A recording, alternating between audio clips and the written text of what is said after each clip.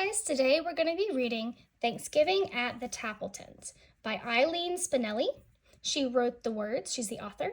It says illustrated by Mary Ann Coca Leffler. She drew the pictures. Here is the front cover. Here is the back cover. Here is the spine. And the title, Thanksgiving at the Tappletons, has 1, 2, 3, 4 words in it. This is the title page. It has the title again. This is the dedication page. It says, "For Jer, who made my wishbone wish come true."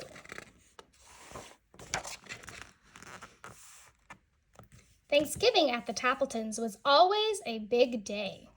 Thanksgiving at the Tappletons meant, of course, the Tappleton family.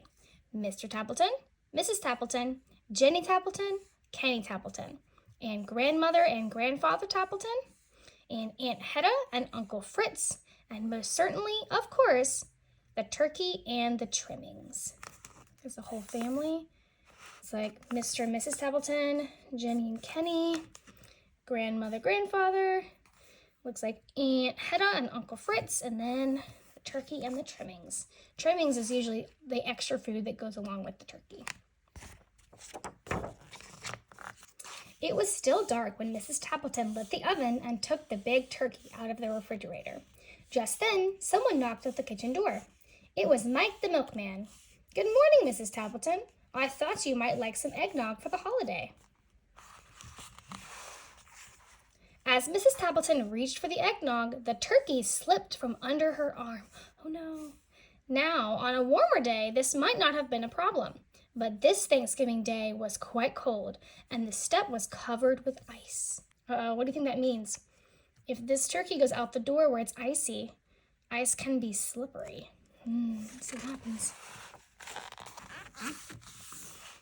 Before she or Mike could even think, the turkey had slithered into the yard. "Get it!" shouted Mrs. Tappleton. Mike reached out, but the turkey skidded past him, through the gate, and into the street. "Hurry!" screamed Mrs. Tappleton. "Stop that turkey!" Uh-oh. There it goes. Hope they catch it. The milkman chased the turkey. Mrs. Tappleton chased the milkman.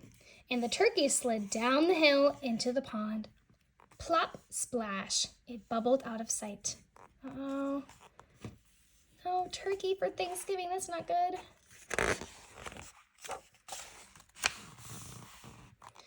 When Mr. Tappleton came down to breakfast, he took a long sniff. "I don't smell turkey," he said to his wife. "Of course you don't smell turkey," she replied. "You have a cold." "I don't have a cold," he insisted. Mrs. Tappleton shook some pepper in the air. Her husband sneezed. "Achoo!" "See," she said, "you do have a cold." So she didn't tell him that the turkey wasn't there. It was in the pond. I wonder what's going to happen. Think she'll get another turkey? Let's find out. After breakfast, Mr. Tappleton put on his coat and scarf and hat and gloves. "I'm going to the bakery to buy our pies." Mrs. Tappleton handed him his boots. "Wear these," she said. "I know for a fact it is quite slippery out today." How does she know for a fact? What does that mean? You think maybe the turkey sliding into the pond maybe is how she knows it's slippery? Sim's bakery was so crowded the line reached out onto the sidewalk. Mr. Tappleton hated to wait in long lines, so he went to the diner for a cup of coffee. Uh-oh. Let's see what happens. By the time he got back, the long line was gone, but so were the pies. Oh no! No pumpkin, no mince, no rhubarb, nothing. Mr. Tappleton was afraid to go home with nothing. Why do you think he'll be afraid to go home with nothing? You think maybe his wife's going to be sad? Let's keep going. "2 boxes tied up with string, please," he said. Mrs. Sims stared at him. "You mean 2 empty boxes?" "That's right." "My, they feel light," remarked Mrs. Tappleton. "Certainly they are light," retorted Mr. Tappleton. "Mrs. Sims prides herself on how light her pies are." So there are no pies in that box, but his wife, Mrs. Tappleton, thinks there are. Wonder what's going to happen when she opens it and finds out that they're not there. Mrs. Tappleton set the table. She called to her son, "Kenny, you may make the salad. There's lettuce in the crisper and carrots and radishes too." Kenny's face grew pale. Just yesterday, he had emptied the crisper and fed all the vegetables to the rabbits in Mr. Butterworth's class. Uh-oh. So there's no lettuce, no stuff to make salad. How could he tell his mother? He couldn't. So he covered the empty salad bowl with aluminum foil and stuck it in the back of the refrigerator. What? So there's no turkey, no pies, and now no salad. When the others went to pick up the relatives at the train station, Jenny stayed behind to mash the potatoes. Every year, this was her job. She loved it. This year, she thought, "I'll make them even better. I'll use the blender." There she is, putting the potatoes in the blender. Just as Jenny flicked on the switch, the phone rang. It was her best friend, Nora. If there was one thing Jenny loved to do better than mashed potatoes, it was talk. Jenny talked and talked and talked to Nora, and she might still be talking today had not a wet glump of something hit her in the back of the head. What do you think it is? Look at that. Oh no! She turned to see what it was. Splat! Another glump hit her in the face. The blender was going wild, and the mashed potatoes were flying everywhere. Oh no!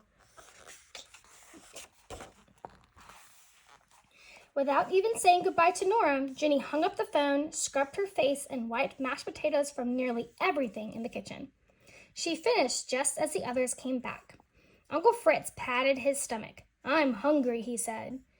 Grandfather Tappleton laughed. "I'm as hungry as an elephant." Uh-oh. Everyone sat down at the table. It was the Tappleton tradition for Grandmother to say the Thanksgiving prayer. "As soon as the turkey is ready," she smiled. "I'm as hungry as 2 elephants," said Grandfather. Mr. Tappleton went to the oven. "I'll carve the turkey now." He opened the oven door. Uh-oh. Is there a turkey? No. Uh-oh. Let's see what happens. The turkey is gone! Mr. Tappleton searched on the table and under the table and in every kitchen cabinet. He looked into the sink and in the broom closet. "I can't find the turkey anywhere." Mrs. Tappleton took a deep breath. She told them how their fine turkey had slipped out the door and down the steps and across the yard and through the gate and down the street and plop splash into the pond. "So much for the turkey," said Uncle Fritz, and his stomach rumbled a little louder. "Never mind," said Aunt Hedda good-naturedly. "We'll fill up on the trimmings." The trimmings are all the extra stuff. So everything you eat besides the turkey. Do they have any trimmings? Uh-oh. "I'll get the salad," Jenny announced.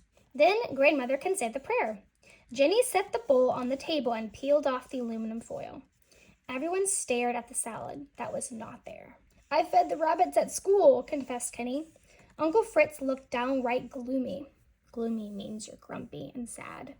"So much for the salad," his stomach rumbled again. "I'm as hungry as 3 elephants," sighed Grandfather. Kenny jumped up. "We'll have Jenny's mashed potatoes." He brought the pot from the kitchen and lifted the lid.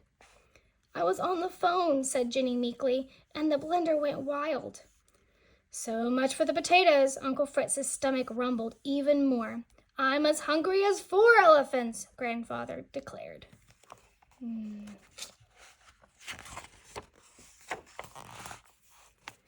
"The pies," cried Mrs. Tappleton. "I'll get the pies." "I'll say grace as soon as the pies are cut," Grandmother smiled. Mrs. Tappleton brought in the boxes, set them down, and untied the string. "You brought home 2 empty boxes?" She glared at Mr. Tappleton, who covered his ears. 5 elephants," groaned Grandfather. The dining room was quiet. Everyone looked down at the empty table. Uncle Fritz muttered something, but it could not be heard above the rumble of his stomach. A tear rolled down Jenny's cheek. "See, no Thanksgiving dinner," she sniffed. "Nothing to say a prayer for," sighed Kenny.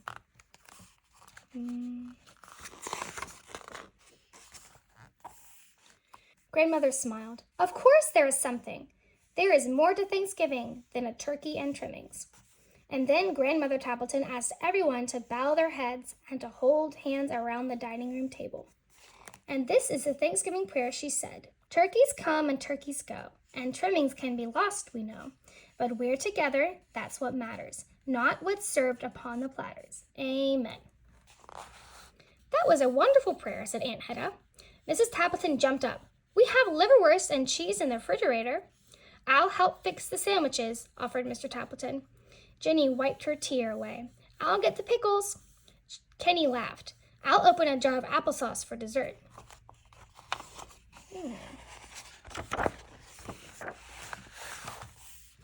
And so the Tappletons had their Thanksgiving dinner after all.